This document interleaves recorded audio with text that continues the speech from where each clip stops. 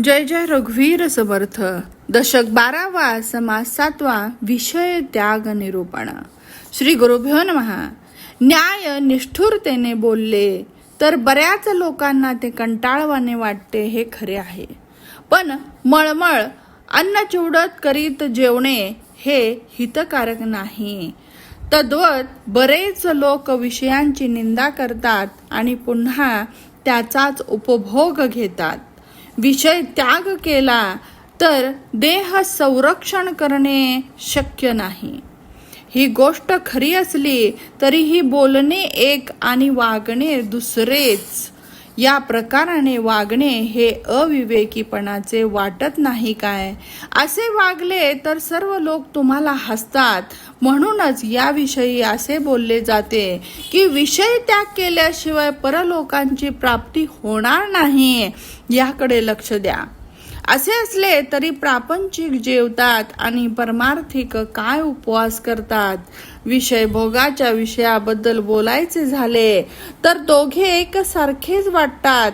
म्हणून परमार्थिक लोकांनी विषय त्याग करायलाच हवेत असा आग्रही काही चालेल असे वाटत नाही. देह जिवंत असताना विषयांचा त्याग करणारे या जगात कोण आहेत बाबा? हे गुरुदेवा, मला या उभय संकटाच्या प्रश्नाचे उत्तर द्यायलाच हवे. सर्व विषय त्याग केल्यानंतर परमार्थ करावा या दृष्टीने पाहिले तर ते जास्तच गुंतागुंतीचे वाटते हो. श्रोत्यांनी असा प्रश्न केला तेव्हा वक्ते उत्तर देण्यास उद्युक्त झाले. अत्यंत काळजीपूर्वक या प्रश्नाकडे पुन्हा मनपूर्वक लक्ष द्या. वैराग्याने त्याग केला तरच परमार्थ घडतो. प्रपंच त्यागाने संपूर्णपणे परमार्थ साध्य होतो. पूर्वकालीन ज्ञानी पुरुषांनी फारच कष्ट केले, त्यानंतरच जगात ते नावलौकिक पावले. उरलेले सर्व पोट तिडकीने मत्सर करीतच गेले. अन्नान्न दशा होऊन मरून गेले आणि कित्येक जण पोटासाठी बिघडले.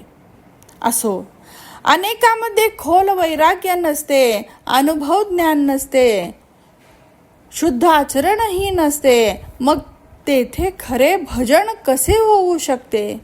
असे लोक स्वतः आपल्या आपणच परमार्थिक म्हणून घेतात. पण परीक्षा करू गेल्यास संशयच दिसून येतो. खरोखरच त्यांच्यात प्रपंचाबद्दल दुःख भावना येत नसेल तर तेच एक अपूर्व पाप होय. त्यांना पराचा, दुसऱ्यांचा उत्कर्ष पाहिला की क्षणाक्षणाला मनस्ताप होतो. मला नाही, तुला शोभत नाही असे बोलणे सर्वांना माहीतच आहे. ज्याच्या जवळ खायला नाही त्याला खाणारे पाहिले की ते सहन होत नाही असा न्यायच आहे. श्रेष्ठ श्रीमंतांची दिवाळखोर निंदा करतात अथवा सत्याने वागणाऱ्यांकडे पाहून चोर बोंबलतात. त्याप्रमाणे वैराग्यशील विख्यात ज्ञानी पुरुषांची इतर लोक निंदा करतात. असो, वैराग्यापेक्षा श्रेष्ठ भाग्य नाही. वैराग्य नसेल तर तेच दारिद्र्य. वैराग्य रहित परमार्थ काही योग्य नाही. म्हणून वैराग्य अनुभवी ज्ञानी पुरुषांनी विवेकाच्या साह्याने सर्व त्याग केला तर तेच योगी श्रेष्ठ ईश्वरी पुरुष आहेत असे समजावे. प्रत्यक्ष महादेव ही अष्टमहासिद्धीचा त्याग करून योग दीक्षा घेऊन घरोघरी भिक्षा मागतो. वैराग्याबद्दल नुसते बोलणारा दिखाऊ माणूस ईश्वराची बरोबरी कशी करेल? वैराग्याच्या जास्त कमीपणामुळे सर्व लोक समान होऊ शकत नाहीत. म्हणूनच सर्व लोक वैराग्य विवेकयुक्त असणाऱ्यांना शोधत येतात. पण लोभी मूर्ख ढ माणूस मात्र हीन दीन होतो. जे विचारापासून च्युत आणि आचरणापासून भ्रष्ट झाले आहेत असे विषय लोभी विवेक करण्यास विसरले असे म्हणावे. त्यांना भजन आवडत नाही, पुरश्चरण कधीही घडत नाही. म्हणून त्यांचे आणि सज्जन लोकांचे पटत नाही.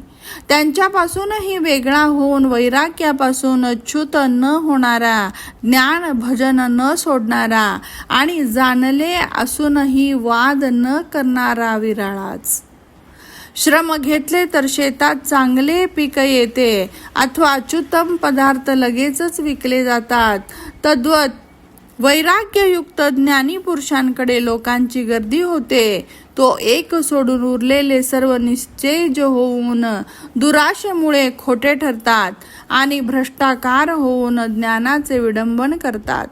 अशुद्ध विषयांचा त्याग करावा आणि कार्यकारणाने शुद्ध विषयांचे ग्रहण करावे हेच विषय त्यागाचे लक्षण आहे असे समजा. सर्व काही देवच करतो, प्रकृतीला स्थानच नाही हे विवेकाचे मर्म विवेकीच जाणतात. त्यागरूपी शूरपणात चांगले घट्ट असणाऱ्यांना लहान थोर सर्वच जण मानतात. ते आणि वैराग्यहीन एकच कसे? मनपूर्वक काम करणारा आणि अंगचोर एकच असे कधी होईल काय? त्याग ग्रहण हा विषय सुसंबंधपणे जाणून घेतलेला, बोले तैसे चालणारा, पिंड ब्रह्मांडाबद्दल यथार्थ जाणलेला आणि उत्तम लक्षणाने परिपूर्ण असलेला अशा ज्ञानी पुरुषाकडून सहजच सार्थक होते.